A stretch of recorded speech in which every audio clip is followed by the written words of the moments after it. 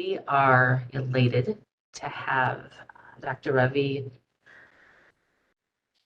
Hirekatur. I learned how to correctly pronounce his name this morning, so thank you for your graciousness in teaching me, Ravi. And Dr. Stephanie Liu, who are going to share with us some of the wisdom of Ayurvedic plants. Ravi is a family doc trained in medical school at the University of Kansas. But during the first summer of his medical year, he apprenticed with a shaman in Ecuador, lived in the rainforest and studied medicinal plants. He did his internship in family medicine in New Mexico and then completed residency here at the University of Wisconsin. He's a lifelong student of Ayurveda and is pursuing the Integrative Health Fellowship to focus more on helping patients achieve optimal health. He is an incredible photographer and also has interests in mindfulness meditation, yoga, and cooking. Dr. Stephanie Liu completed her medical degree at the Western Michigan University School of Medicine and completed her family medicine residency also here at UW. She learned some osteopathic manipulation during residency and is looking forward to continuing that training during fellowship. She's very interested in teaching both patients and medical learners, and has interests in women's health, behavioral health, weight management, and other forms of teaching. She enjoys eating and cooking, which I think is a very good pair. Music, trivia, spending time outdoors, but I will say that both of these human beings have also been great teachers to me in my interactions with them, and I'm grateful for their willingness to share this information with us today. So I'll turn it over to Doctors Hirekatur and Liu.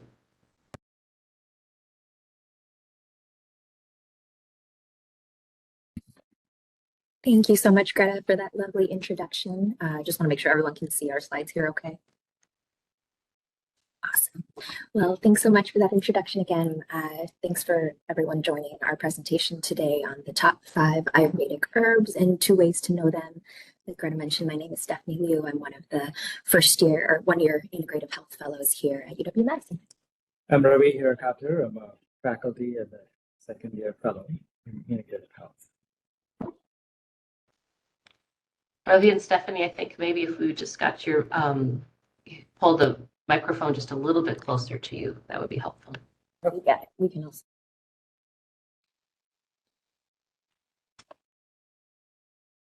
So we have disclosures. I love herbs and I love Ayurveda and have some training in it. So that's why this presentation. I don't have any serious disclosures other than I want to showcase Ravi's excellent nature photography today, so we'll be putting that in a little bit throughout the presentation. And I don't have any formal Ayurvedic training myself, just have learned a lot from Ravi here. Otherwise, no financial disclosures. We want to make some acknowledgements. We are standing on Ho-Chunk land. Ho-Chunk people, like all Native Americans, believed in the sanctity of everything in nature. They often refer to everything in nature as people. Tree people, rock people, four-legged people, winged people, and plant people. So we would like to honor their stewardship of the land and the wisdom by saying, Aham Itakiyasu. Translates to all my relations. And we would also like to express our gratitude to the plant people. Plant people existed before the humans. And they preceded us. And they also evolved with us. And throughout our human evolution, they have nourished us. They have also healed us. So we would like to express our gratitude to plant people. We also want to thank all of the researchers that have been putting in tireless work to have some evidence that we can present here today supporting the use of these herbs. We also wanted to thank the Ayurvedic teachers who have passed on the wisdom and knowledge over several thousands of years so that we can continue to pass on that wisdom for you here today. I'd like to honor the teachers before us. The bell. Going over our learning objectives for today, the goal is to have everybody understand the 5 most popular Ayurvedic herbs from both the traditional Ayurvedic perspective as well as an evidence-based perspective. We're hoping to present the available research behind the use of these herbs. People should hopefully have a good understanding of safety considerations, adverse effects, and possible herb-drug interactions, and have some safe tips to be able to use these in clinical practice. The Gash Mountains in Alaska. So I will be doing not a great honor to Ayurvedic medicine, but talking about it in 5 minutes. It's a great system. It's a complete whole health system. And Ravi, could you just a little bit either closer to the mic or speak just a little bit louder? Oh, sorry. It is a several millennia old whole health system. And according to Ayurvedic cosmology, everything in nature is made up of 5 elements: earth, water, fire, air, and ether, from grossest to the subtlest. And ether is the most subtle substance, that invisible. It's the basic building block of everything in nature. And now jumping to humans, we have these elements combined to form 3 basic humors or mind-body types. Vata is made up of ether and air, so light, and Pitta is made of fire and water, slightly fiery, and Kapha is made of water and earth, while grounded. So every being has a mix of these doshas. One is born with, is constitution that remains constant throughout life, and the condition is something that's variable at any given time based on current circumstances, including diet, lifestyle, and activities and seasons. And both can be determined through various methods. The most common ones are pulse diagnosis and questionnaire.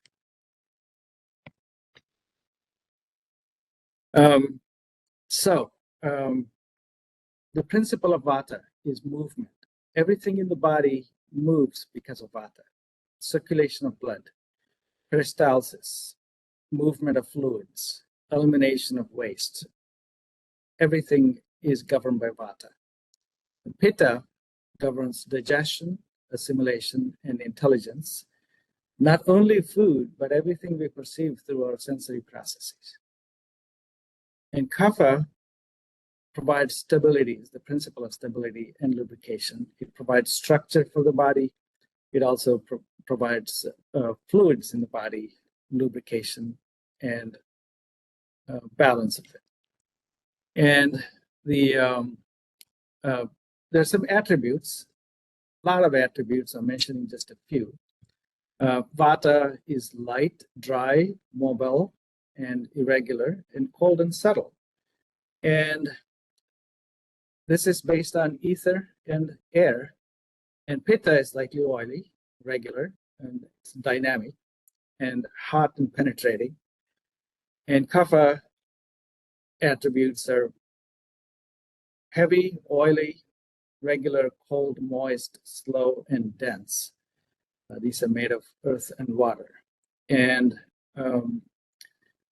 so each person has a certain predominance, either Vata, Pitta, or Kapha predominance. And I'm going to be talking about what a person looks like. Vata type person is thin build, pale, fine hair, small eyes, dry skin, nervous, impatient, creative, and irregular digestion. A lot of their habits tend to be irregular. And Pitta type person is medium build, and oftentimes they have blonde hair and blue eyes and balding head and red hair. When they start to get older, they tend to get bald and get a pot belly. They tend to be slightly angry. They're dynamic and they're exacting in nature. And then they also make great leaders, and they have strong digestion. And a Kapha type person is heavy. you're looking at one. Heavy build, thick, oily hair, thick skin, often overweight, large eyes and stable. They're very kind and compassionate. The digestion tends to be sluggish. So how can doshas become aggravated? Like Ravi mentioned, it's typically an imbalance in the diet or in the lifestyle. So if you're not eating according to what your dosha preference might be, for example, a vata type, eating excessive dry, cold foods could aggravate their vata dosha. For example, a pitta type, eating a lot of spicy foods could aggravate their pitta. And a kapha type, eating a lot of excessive dense cold foods could aggravate their kapha. In lifestyle, there can be irregular eating, irregular sleeping habits, overindulgence of many different forms, or incompatible activity to your dosha type. So with any of these imbalances, you can have aggravation of your doshas and therefore imbalanced of the functions that the doshas cover. So you can also have impaired digestive fire as well as accumulation of toxins. So now that we have a little bit more understanding of the three doshas and the functions that they govern, as well as some of their principles, we can more understand the disorders that are related to each dosha. Vata disorders tend to be related to movement. So you'll see musculoskeletal aches and pains, movement disorders, arrhythmias, digestive irregularity, anxiety, constipation. You'll see that hypertension has some overlap with all three doshas. Pitta disorders tend to be related to excess acid, like acid reflux, inflammatory disorders, disorders of anger, intolerance, hypertension, coronary artery disease. Kapha disorders tend to be all disorders of excess and accumulation. So nasal congestion, chronic sinusitis, type 2 diabetes, hypertension, CHF, depression, obesity can all be related to kapha. And some disorders can be mixed. For example, migraine has some overlap with both vata and pitta, as well as type 1 diabetes has some overlap with both vata and pitta. I'll briefly go over principles of treatment in Ayurveda. Even though we're talking about herbs today, these are not the first line of treatment.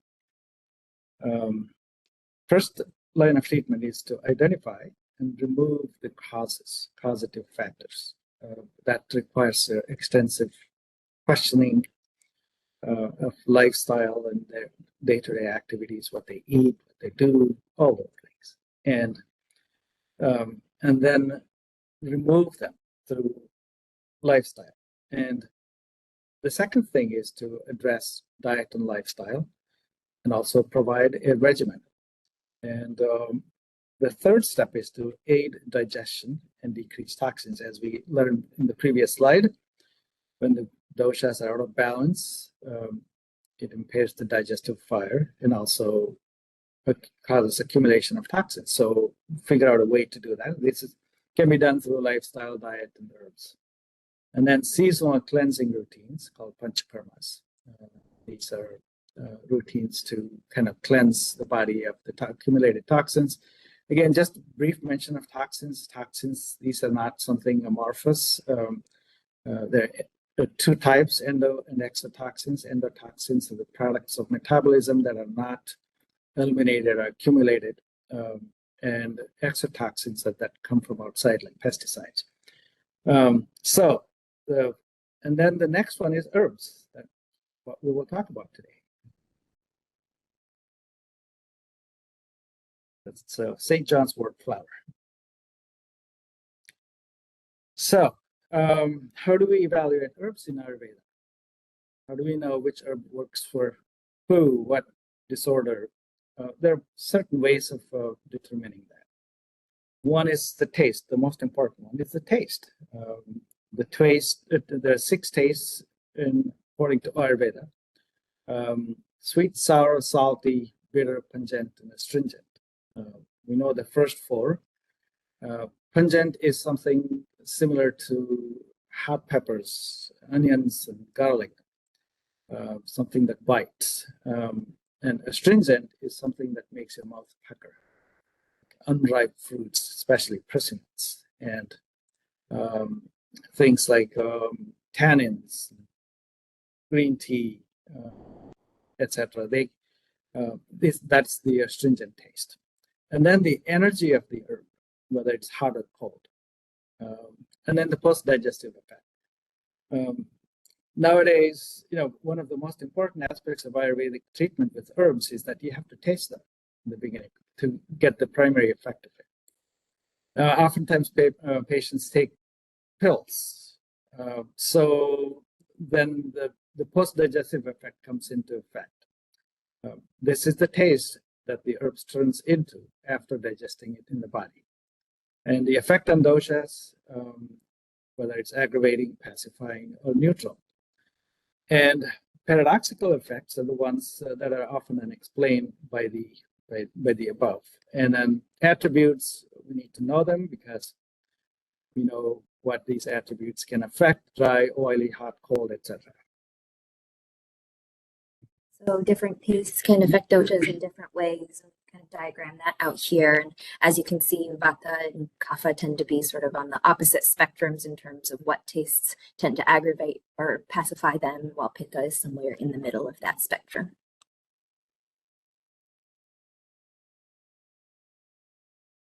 The fewer flowers in Greta's backyard.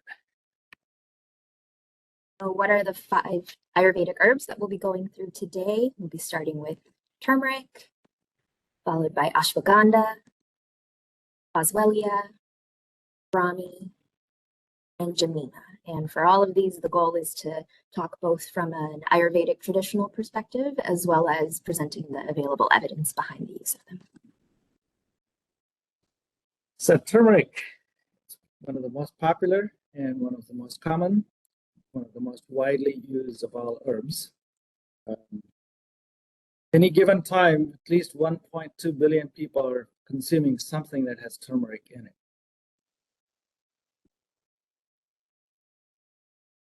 The taste of turmeric is bitter, pungent, and astringent. Right away, we can say that it can affect Pitta. Also, it's heating, so that affects Pitta. The post-digestive effect is pungent, and it's tridoshic in general. It affects Vata Pitta equally, but it aggravates Pitta in excess. And the attributes are dry and light, and it is the dried root powder that is oftentimes used. It's 1 to 10 grams a day. It's also used topically as a cream. It's combined with other herbs depending upon what condition is being treated. So some of the traditional Ayurvedic uses of turmeric, it's a powerful anti-inflammatory. It can be used to treat pain, especially in osteoarthritis. It is a digestive aid. It can be used both topically and orally for multiple skin applications. It has some blood sugar lowering effect, so can be used in the treatment of diabetes. It can also help to lower lipids, and it's often used in traditional panchakarma ceremonies. So we wanted to be able to present some of the evidence behind the use of these herbs. And in general, these are all fairly small studies, and we have the key takeaways on the left side there and kind of a summary of the research on the right there. So most of the evidence behind turmeric is related to its uses in analgesia. It has small studies to support its use to reduce the need for acetaminophen in osteoarthritis. It can significantly improve pain in a similar fashion to other over-the-counter analgesics. It has similar pain reduction to ibuprofen and similar function improvement to ibuprofen for knee osteoarthritis. Another area is its use as an anti-inflammatory agent. So as a mouthwash, it's been compared to chlorhexidine for the treatment of gingivitis and plaque and has similar efficacy. In hemodialysis patients who deal with uremic pruritus, it's been shown to help reduce itching as well as CRP levels. And when monitoring PGE2 levels and comparing turmeric to naproxen, it has a similar effect in its ability to reduce PGE2 levels. It's also beneficial for metabolic health and helping with blood sugar and lipids. So in patients with prediabetes, it has been shown to help improve blood glucose. It's been shown to help improve A1C, triglycerides, and CRP levels in patients with metabolic syndrome, and has significant ability to improve lipids, including LDL, HDL, triglycerides, and total cholesterol. The study did note that it didn't seem to have a significant impact on ApoA or ApoB levels. Another important use is in inflammatory bowel disease. There's a good body of evidence for this. It's studied in both Crohn's and ulcerative colitis, and there's studies show that there's a good remission rate in both ulcerative colitis and Crohn's disease. The remission is not only endoscopic but also symptomatic, as well as reducing the levels of fecal calprotectin. And it also, studies show that it reduces the disease severity index in both ulcerative colitis and Crohn's disease. And in my personal experience, we do consults for inflammatory bowel disease patients as a collaboration with gastroenterology. We do get a lot of referrals from them. And in my experience, many patients achieve remission. A few of them, yes, I can recall at least 2 or 3 of them have achieved a complete remission, but just not with turmeric. I have to emphasize that we do also start them on Boswellia and omega-3s and lifestyle changes. So that has been a very positive experience. And then another GI issue that's used to treat is functional dyspepsia. A study showed that it is equivalent to omeprazole.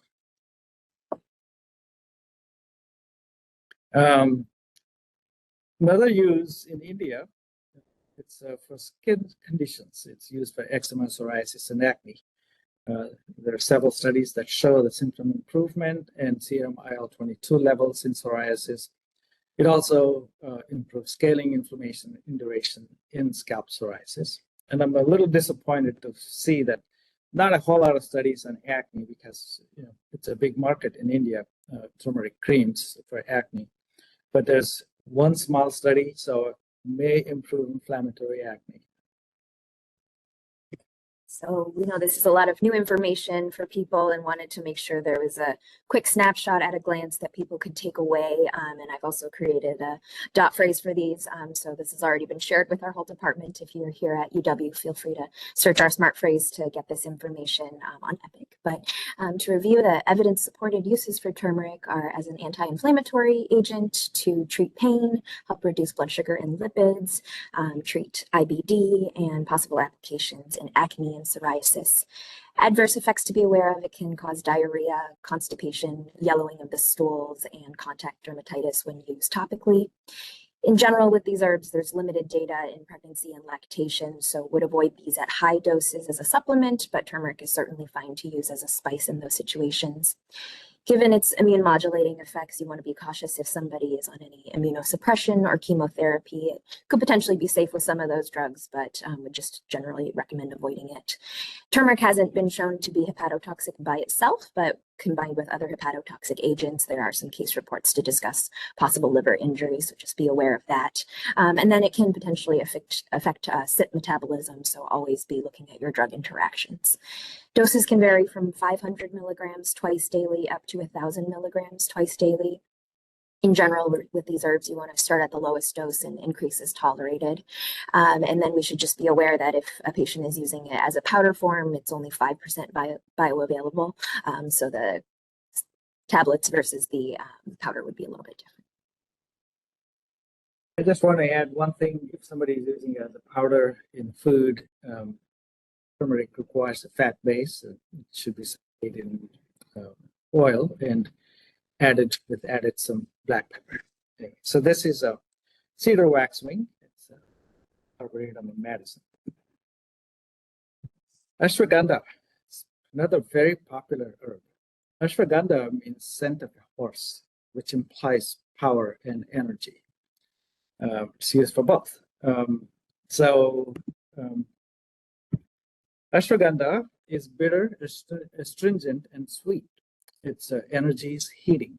And so because it's heating and bitter and astringent, it tends to aggravate pitta in excess. So it pacifies vata and kapha. And It is sedating and energizing. That is its paradoxical effect. An adaptogen, so it works differently under different circumstances. And its qualities are light and unctuous. It's the dried root that is used, about 3 to 9 grams per day, and it's combined with other herbs based on what conditions are treated. So the traditional Ayurvedic uses of ashwagandha, it's an adaptogen, so it can help with stress. It can help with both improving sleep and energy levels during the day. It's been used to treat anxiety. It can improve fertility. It can help with muscle strengthening, nerve, burning pain, immune strengthening. It's a tonic for the uterus, lung, and heart, and has been used to treat dysmenorrhea. So the available evidence behind ashwagandha is mostly related to applications in mental health. It can help with management of anxiety better than a placebo. It's been shown to reduce stress symptom scores and help to reduce cortisol levels. It can help with the management of anxiety and insomnia. In patients with chronic stress, it's been shown to help with improving weight management as well. It's an adaptogen, so it can help with performance in a lot of different areas. When they look at kinesiology studies, it can help with improving muscle strength, size, and several markers of muscle recovery in males. When they look at physical performance markers, it seems to improve those as well. It can help to improve cognition and function in healthy people when taken on a regular basis, and can help with memory, executive function, attention processing speed as well. Ashwagandha is considered an aphrodisiac. It's extensively used in a branch of Ayurveda called Vajikarna, which is dealing with the sexual issues. And some studies show that it improves sperm count and motility, and also it improves semen quality. In one of the studies, the researchers noted that half of the partners of men who are in the study got pregnant during the study period. It also increases testosterone. So here's our ashwagandha at a glance. Again, Epic Smart Phrase available, .IH ashwagandha. The evidence supports uses as an adaptogen to manage anxiety and stress, help with insomnia, help with energy levels, cognition and focus, muscle health, boosting testosterone levels, and helping with fertility. Adverse effects could include acid reflux, bloating, diarrhea, and dermatitis. Again, limited data for pregnancy and lactation, so we would recommend avoiding it. Due to its ability to increase testosterone levels, would avoid it in patients with prostate cancer. It can potentially increase thyroid levels, so would be cautious if somebody has hyperthyroidism or if they're taking thyroid medications. And we would avoid it in any liver injury due to potential hepatotoxicity. Would also want to be cautious of interactions with other sedating agents, as it can cause people to feel sleepy, and it can possibly interfere with the CYP metabolism system. So again, always look at your drug interactions. And typical doses would start at 500 milligrams twice daily and can go up to 1,000 milligrams twice daily. That is a male great egret during the mating display. Next is Boswellia. So most people may not know Boswellia, but they will know Indian frankincense, famous from biblical times. Sanskrit word name is Kapitaparni, and also Shalaki. Hindi is called also Shalaki. Boswellia has interesting taste, bitter, pungent, astringent, and sweet. One of the most difficult tasting herb that I have ever tasted. It's heating and cooling. It's pungent. Post-digestive effect is pungent. So it's tridoshic. It pacifies all doshas equally. And its paradoxical effect is heating and cooling. And its attributes are dry, light, and penetrating. And it is the resin of the tree that is used, about 3 to 9 grams of it in decoction or powder. I would not recommend decoction, maybe powder in a mix is okay, or capsules. It's mixed with other herbs like guggul, myrrh, turmeric, and ashwagandha. So the traditional Ayurvedic uses of Boswellia include treating pain, especially related to osteoarthritis. It can be used for uterine spasms, sexual dysfunction, anxiety, bone healing, detoxification, and is also used as an incense. So there is some evidence behind the use of Boswellia in IBD, like Ravi had mentioned earlier, often used in conjunction with turmeric and omega-3s. It has been shown to help improve remission rates in ulcerative colitis. It's been shown to help decrease fecal calprotectin, as well as symptoms related to UC.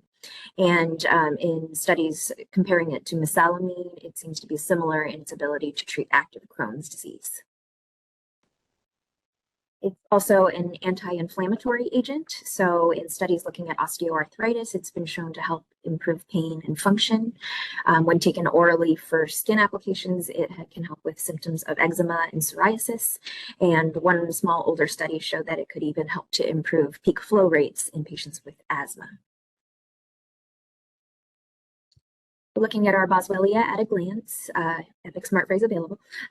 Evidence-supported uses include analgesia, anti-inflammatory benefits, treatment of IBD, and usage for eczema and psoriasis.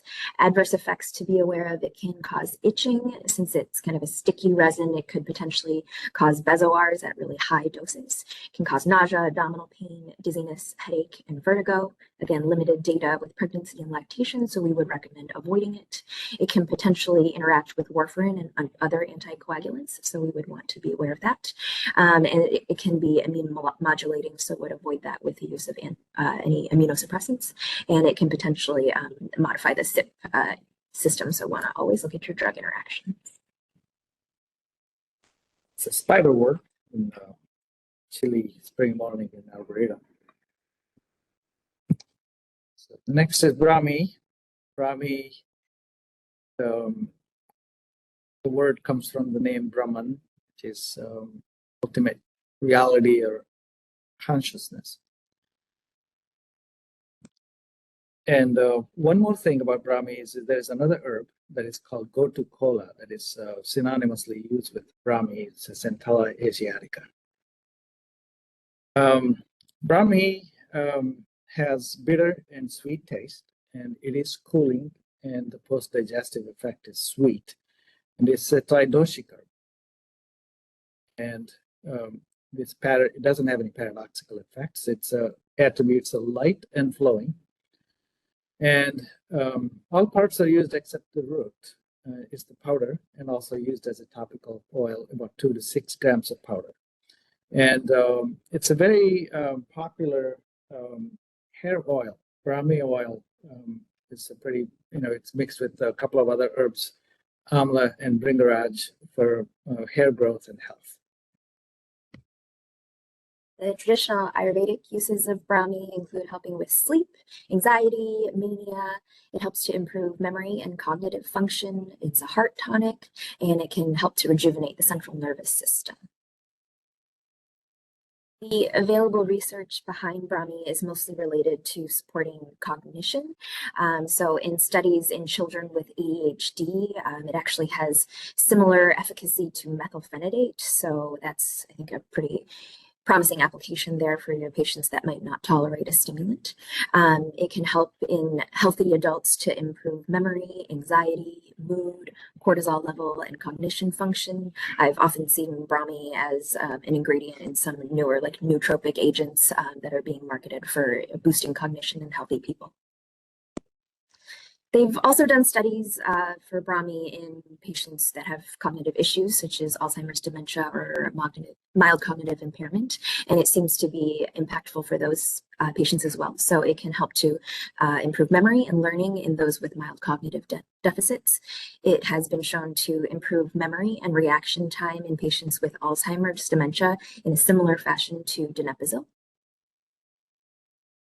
So here's our Brahmi at a glance. Uses include improving cognition and memory, both in healthy adults, healthy young people, as well as older people who may have cognitive issues.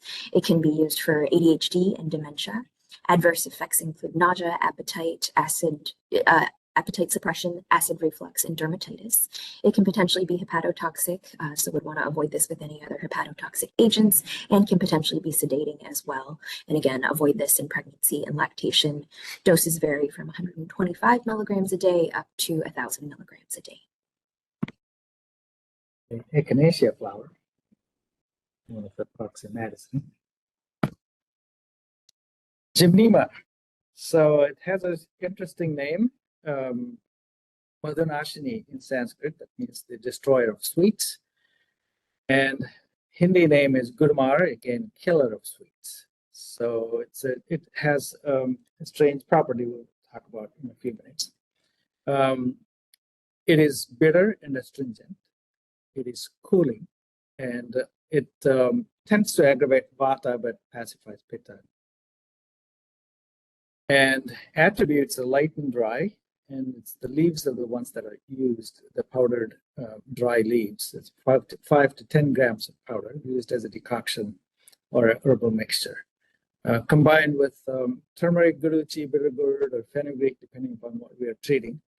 One of the interesting features of this herb is that if you put Gymnema or Madhunashini on your tongue, you won't be able to taste any sweet taste for the next 30 minutes. That's why it's called killer of sweet. So traditionally, as an Ayurvedic herb, Gymnema is used for treatment of type 2 diabetes, hyperlipidemia, and metabolic syndrome.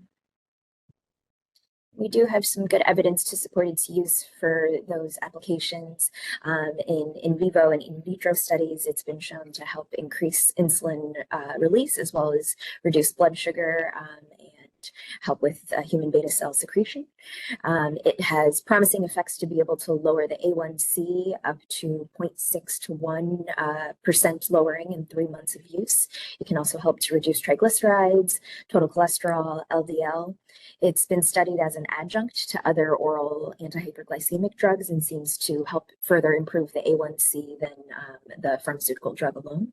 And it's been shown to help with several markers in metabolic syndrome, such as weight, fasting blood sugar, A1C, and VLDL. So our Gymnema at a glance, most of its properties are related to use in type 2 diabetes, hyperlipidemia, and metabolic syndrome. Like Ravi mentioned, it can certainly cause an altered taste. It can cause GI upset. It can cause hypoglycemia, especially if used with other diabetes drugs, such as insulin. There's limited data in pregnancy and lactation and possible hepatotoxicity. It can potentially affect the CYP metabolization and should be used in caution with other antihyperglycemics, especially things like insulin. Doses can vary from 200 milligrams a day all the way up to 1,000 milligrams a day. The bumblebee, goldenrod flowers on a chilly fall morning. So we do want to acknowledge some of the limitations of the research that we've presented here today. Pretty much all of the studies we've shown have been very small studies with variable design of the studies. So not as robust as some of the pharmaceutical drugs that we have evidence behind. These herbal extracts are not really well standardized either. So even comparing one study to the other, there can be some variability in terms of the herb that's being used. Funding is always an issue for these studies. Most of the funding comes from governmental sources, which are always dwindling. And I had an interesting conversation with one of the supplement manufacturers' representative about why they don't fund research. And his answer was interesting. He gave me 3 reasons. One reason was that they do fine without studies, without research. People buy them anyway. The second reason was that these are small manufacturers. They don't have the ability to fund hundreds of thousands of dollars for large studies. Third reason he gave me was that if the study proves that their herb doesn't work, then they're doomed. We also wanted to give some practical tips for using these herbs in practice. We didn't recommend any specific brands of any of the herbs today. If you are here at UW and want to look at the smart phrases, we did pick some of the top brands from consumer labs that are available there for you. But in general, there's some pretty reputable outlets that you can be using. Our first line there is some of the more reputable Ayurvedic herb producers. So Banyan Botanicals, Ayurvedic Institute, Arthreya Herbs, Gaia, and Organic India are fairly good brands. If your patient has maybe some more financial limitations, there are some other big manufacturers out there such as Costco, Vitacost, big stores such as Amazon, Walgreens, Walmart will have much more affordable options as well. We also want to be thinking about the validity of our products. Many of you may be familiar with the Consumer Labs resource, which looks at different brands and can help to recommend the top brands and most valid brands. So I would definitely recommend using that as a resource. Since some of these herbs that we presented today are spices or culinary spices, there has been some recent reports to note that there may be some contamination with different heavy metals in some of the culinary spices, and Consumer Reports recently had an article listing some of those brands to be aware of. Many of your patients may be taking, they may be of Indian origin and they may be buying herbs from India. I don't want to trash all the herbs coming from India, but at the same time, you have to exercise some caution. There have been several reports of heavy metal toxicity from herbs that are coming from India. And some deaths have been reported in the past. So we have to be cautious. And there is another issue here, is some herbs may contain heavy metal ashes, which is a small branch of Ayurveda called Rasa Shastra, where they use ashes from heavy metals. The purpose is to get the herbs to their target tissue in a very quick manner. So, but again, these are heavy metals, so really have to be cautious about those things. So I have a couple of resources here on reading. It's a great book, Ayurvedic Medicine by Sebastian Pohl. It's a very concise, great section on herbs. And then there's a textbook of Ayurveda by Dr. Vasant Lad. He taught me everything I know about Ayurveda. So it's a great book for deeper reading. And then the other thing to mention here would just be the Natural Medicines database is a really great tool for checking your patient's drug list with any of these herbs they might be thinking about taking to make sure there aren't any major interactions there. And then as Ravi and I were creating this presentation, we did come up with several different kind of questions and challenges that we kind of talked through. First one was, is it okay to be using these herbs outside of the context of Ayurveda? Like Ravi mentioned, these herbs are not usually traditionally used in isolation. They are used in conjunction with lifestyle, in conjunction with other Ayurvedic herbs that may be balancing out some of the effects of our herbs. And what we kind of concluded with is that we think it's generally safe and appropriate to be considering the use in the evidence that we've presented today. And whether we like it or not, patients are already using these herbs, and they may often be coming to you asking about them or telling you that they're already taking them. So it's just good to have some awareness of these herbs and the history behind them and some of the evidence that is available. We also thought about who does and does not benefit from these herbs. These are generally not going to be covered by insurance, so people who are using these are generally buying them out of pocket, and that can add up financially. We want to note that there are definitely more affordable options out there. Costco is great. Vitacost tends to make very cheap supplements, so does the Swanson brand. So as Stephanie mentioned, we are there is always the dilemma of using these herbs as a standalone versus using it with lifestyle in the context of Ayurveda. So not every clinician can be an Ayurvedic practitioner. So I would say use side effects as a guide. If somebody doesn't tolerate, then may not be appropriate. Then there's also the added issue of dosha balancing, because some of these herbs may aggravate certain doshas, like turmeric aggravates pitta. So traditionally, turmeric is combined with a cooling herb to balance the pitta. So most clinicians don't know that.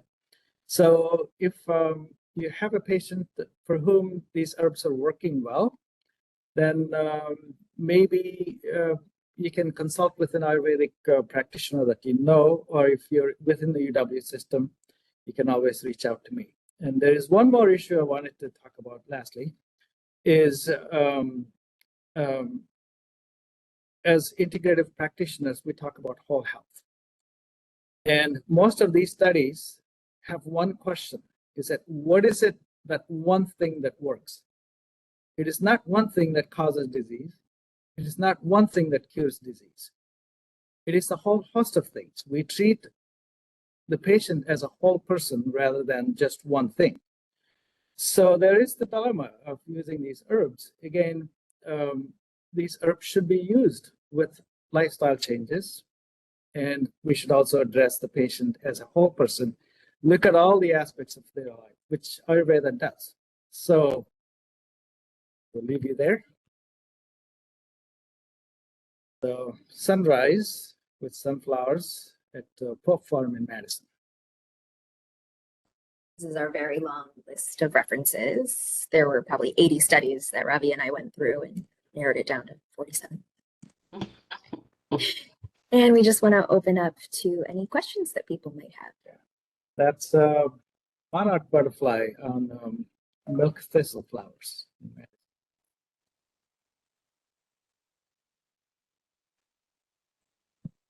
Thank you so much, both of you, for the visually stunning and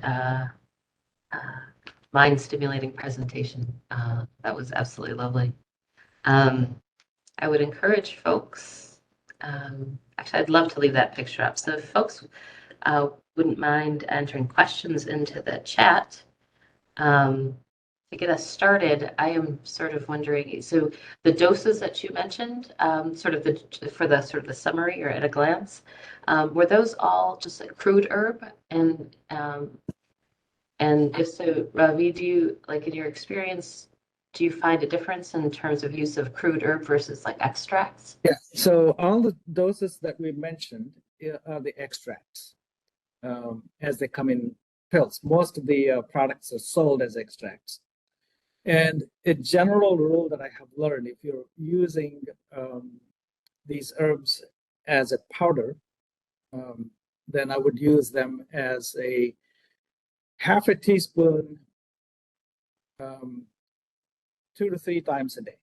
That will be a general guideline for most of these herbs, half a teaspoon.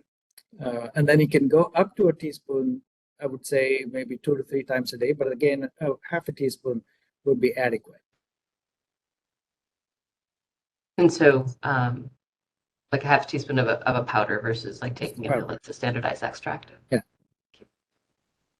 I was also wondering if there was any specific successes you have seen in like a favorite story about using some of these herbs in patient care. Yes, I have used, one patient that when I was doing primary care, I had a patient who had a eczematous rash, and she was using steroids for a long time. So I asked her to try, she was Indian origin, so she was open to all these things. So I asked her to try a turmeric paste, add some turmeric to a cooling oil, like sandalwood oil, which is hard to get, but any other cooling oil, sesame oil would be fine. So mix them and put them on their face daily at overnight, and then for about 2 weeks, and the rash was gone. So that's one of those things. And then in treating inflammatory bowel disease patients, I have had some patients achieve surprising. I mean, when I started the consults, I wasn't really hoping to achieve a lot of success, because most of these patients were also on medications. And I have 2 patients who decided to get off all their medications, including steroids that they were on. And then they told me that I will do whatever you ask me to do. So I put them on a strict regimen, anti-inflammatory diet, high doses of turmeric, and omega-3s and Boswellia. And 2 of them, within 3 months, they had complete remission of symptoms and also normalized fecal calprotectin and also endoscopic remission. So that was pretty impressive.